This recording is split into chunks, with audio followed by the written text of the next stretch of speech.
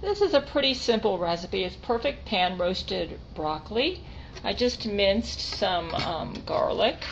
So let me go ahead and add that in here. Okay, I've already preheated the oven. So let's go ahead and mix this together.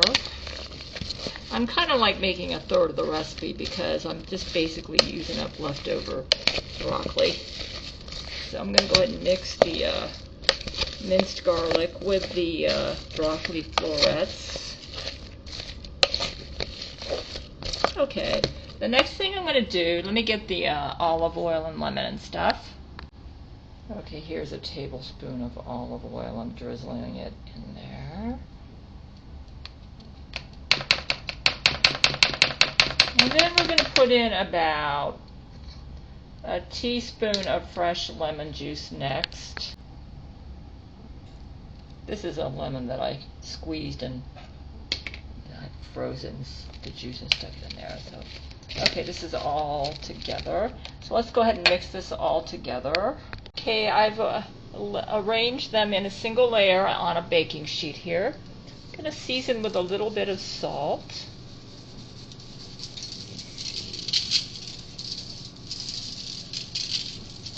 Okay, and some pepper.